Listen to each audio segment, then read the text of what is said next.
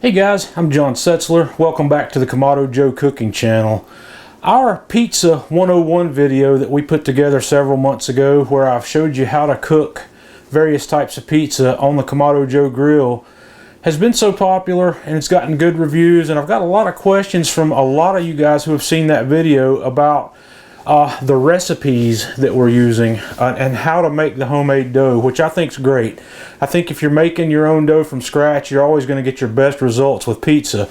And I've had enough questions about these doughs that I've decided to start making Pizza 102, which is this video, and we're going to go through several dough techniques, and I'm going to teach you how to make these doughs from scratch and show you the various techniques involved with that and making great pizza. Now you guys have to keep in mind, I am not a great pizza baker. I do the best I can, but I've got a lot of help. I've got a lot of information that I want to share with you, and I want to teach you how to make some great homemade doughs and how to shape those doughs, and we're going to learn together as we go.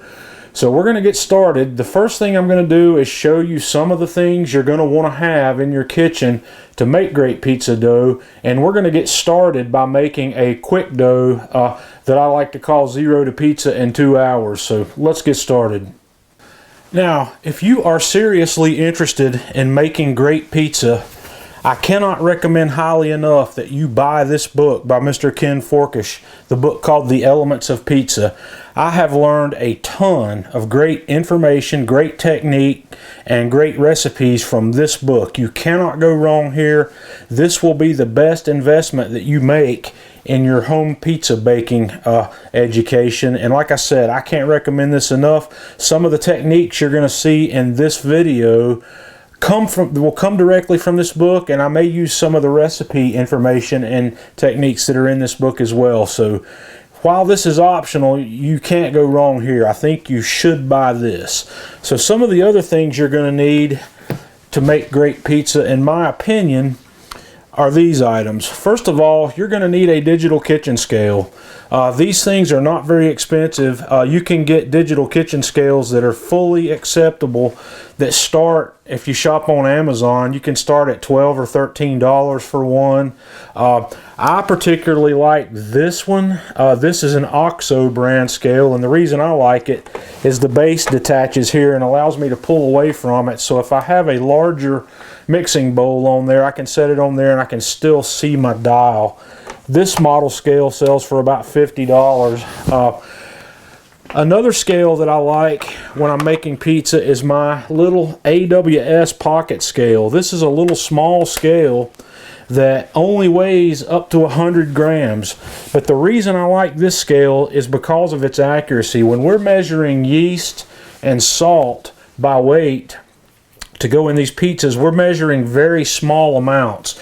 We may be measuring less than 1 gram of yeast if we're going to do a long cold ferment, and when we're measuring salt, we may be measuring 10 grams or 12 grams. And on the larger scale that's up, this one weighs up to 11 pounds. It's not quite as accurate for fine measurement. You could end up with a 10 or 15% variation in your salt weight using the big scale, and this scale measures to a 1/100th of a gram measurement, and this scale is cheap. You can get this AWS-100 scale on Amazon for about $12. It's inexpensive, and for a couple of dollars more, I recommend you can buy this 100-gram calibration weight, which is designed to work with this scale. If you buy the 100-gram scale, you do need the 100-gram weight, and it's only $3 or $4 extra if I remember correctly. So get yourself some scales, and I give all of my recipes in here by weight, and I am a firm believer in by weight when it comes to baking, because you can reproduce your results more consistently if you're working by weight. I know everybody's grandmother mixed their bread ingredients by hand and got great bread every time, but you can't duplicate your pizza results consistently if you're doing it by hand. You can make pizzas, but you can't duplicate it. I also recommend a digital instant read thermometer because water temperatures are fairly important when you're proofing your yeast and you're getting your dough to rise. This is my go-to thermometer for barbecue, grilling, and for pizza baking. It's the ThermoWorks Thermopop. This guy sells for about $29 if I remember correctly. I've had this one for about 3 years now, and it's all I use. I love it. So those are the basic things you need. Some other things that you might want to have, you're going to need some decent sized mixing bowls, and I like to use stainless steel mixing bowls. And also you might want some larger plastic tubs that hold 6 or 8 quarts if you ever want to make larger batches of dough and let your bulk rise happen in a single container. Get some of those round plastic food grade containers that have lids on them, and that's basically all you need. If you've got a KitchenAid mixer or some other mixer with a dough hook, that's very helpful also in the beginning. But the doughs that we're going to do down the road that ferment for longer periods of time, we're probably going to mix those by hand and do it's called a no knead technique. It's got a little bit of folding of the dough, but we won't be using a mixer on those. So these are the basics. So let's go ahead and dive into our first pizza. First thing we're going to start out with on our ingredients is our flour. And also, whenever I make these pizzas, I'm making enough dough to make at least 2 pizzas. And in this case, we're going to make enough dough for 2. I'm starting out with 500 grams of 00 flour. And if you don't have access to 00 flour, you can just use all-purpose flour. And to that 500 grams, I'm going to add 10 grams of sea salt. And I'm just going to kind of whisk that together to get that salt fairly evenly distributed throughout this flour. The first thing I want to do in the bowl of my mixer is I'm going to add 350 grams of water, and this water is at about 95 degrees or 95 degrees Fahrenheit, and I'm going to add to that 7 grams of instant dry yeast, and I'm going to give that about 10 minutes to let that yeast rehydrate. Okay, after my yeast has had a chance to hydrate, I'm going to add 20 grams of olive oil, and then I'm going to add in my 500 grams of flour that's been mixed with that 10 grams of salt.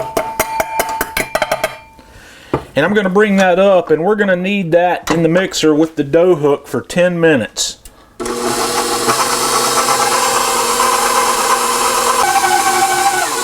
Okay, we've been going for about 10 minutes, so this is a fairly wet dough, so the next step we're going to do is I'm going to take this out of the mixing bowl and we're going to put it onto a floured working surface. So I've got my cutting board out here, and I've put out a healthy dose of flour, and I'm just going to work this dough right out of the mixing bowl right onto this surface. So what I want to do here is I want to form a dough ball. So I'm going to kind of flour my hands, flour the top of this, and I'm just going to give it a flip where I've got both sides of that coated with flour. And if you notice, what I'm going to do here is I'm just going to take my fingers and spin this guy around, tucking it in as we go. And the objective here is to form a tight skin across the top of this dough ball. And this is easy to do. It just takes a little practice to get a feel for what that should look like. And it's that simple. That's all we need to do. And the next thing I'm going to do is I'm going to put that in a greased bowl. I've got a greased mixing bowl here. We're going to take that and set it with the seam side down in that greased mixing bowl, and I'm going to cover this bowl with plastic wrap, and we're going to let that rise for somewhere between 60 and 90 minutes until it doubles in size. While our dough's rising, we're going to get our grill ready, and today I'm going to cook on the Kamado Joe Classic. I've got a fire started in the center of the firebox here, and it's been burning for a little while. So I've got my divide and conquer flexible cooking rack in place, and I'm going to put the grill grates on top. We're going to set up just like we set up in the Pizza 101 video. We're not going to ever do anything differently from that. So grill grates at the top level, heat deflector centered up on the grill grates. And then I'm going to put my spacers on. You can use any kind of spacer you like, as long as it gives you 1 1/4 to 1 1/2 inches of distance between your heat deflector and your pizza stone sitting on top. So we're going to preheat today. I'm going to shoot for a temperature of about 550 degrees. So we're going to let the grill come up slowly to that and let it stabilize while our dough's rising.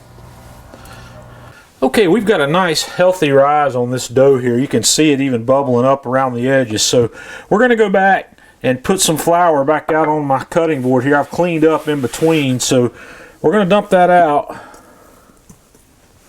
Then I'm just going to flour my hands and get some flour on the top of this. And we're going to do the same thing we did before. I just flip that over so I've got a nice floured surface. And this dough, like I said, is kind of a wet dough. It takes a little while to get used to working with this. So I'm just going to spin it and tuck it in just like I did before so we can get a nice skin across the top of that. But I have to do this in two. I need to cut this into two pieces since I'm making enough here to do 2 pizzas. So I'm just going to use my bench knife, cut that in half so I've got 2 relatively equal pieces. And I'm going to do the same thing with both of those. You can just pick this up, keep your hands floured, and turn it and tuck it in as you go. Like you see here, our object is to have a nice tight skin across the top. And we're going to do that to the first one and just set it aside, and then we're going to do it again to the second one.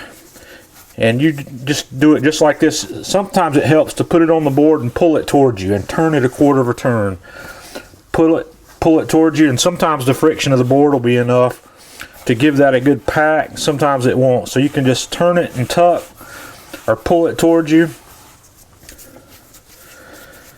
But like I said, we just want to have a nice tight skin across the top of that. Now that I've got both of those, we're going to put them on a baking sheet, and I'm going to hit this baking sheet with some cooking spray.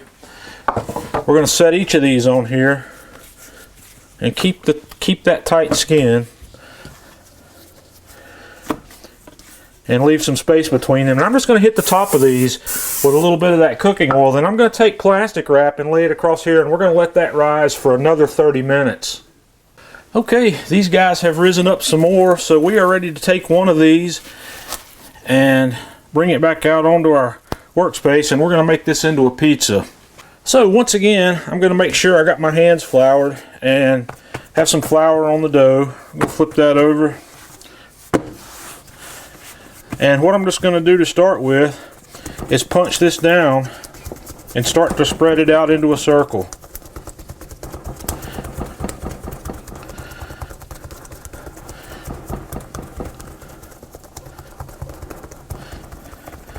And once we get it out about that far, I'm going to start to pick it up and just let gravity do the work. Just let it pull.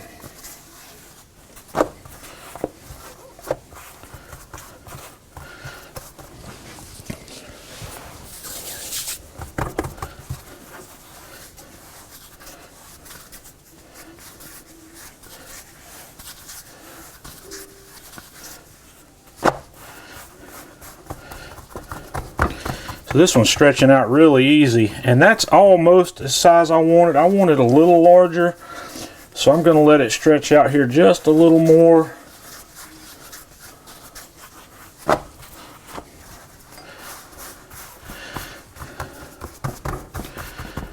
And that looks about where I want to be. So the next thing I want to do is transfer this to my pizza peel before I start actually forming the pizza.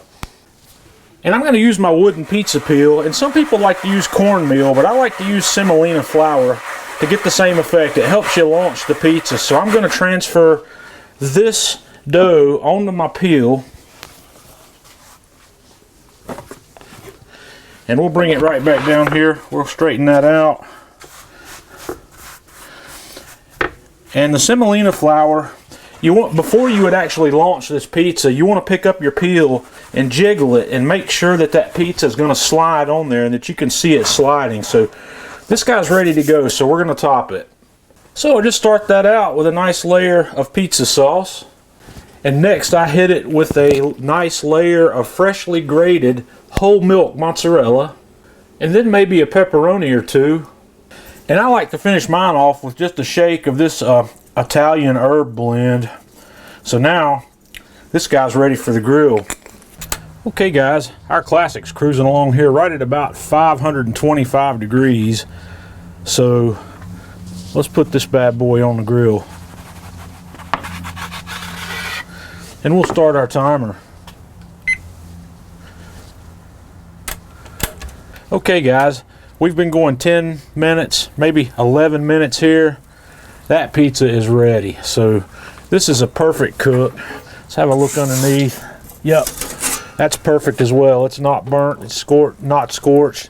This is perfect. So this ends our first dough making test. Okay, so that wraps up our first video in this series that I'm going to call Pizza 102 on how to make different types of dough. This is the 0 to pizza in 2 hours dough. It's the quickest dough, the quickest yeast dough recipe that you could possibly come up with to make homemade pizza from scratch. Your rising times may vary a little bit based on the temperature that you're rising at, but this is a really good pizza dough, really easy, really quick to make.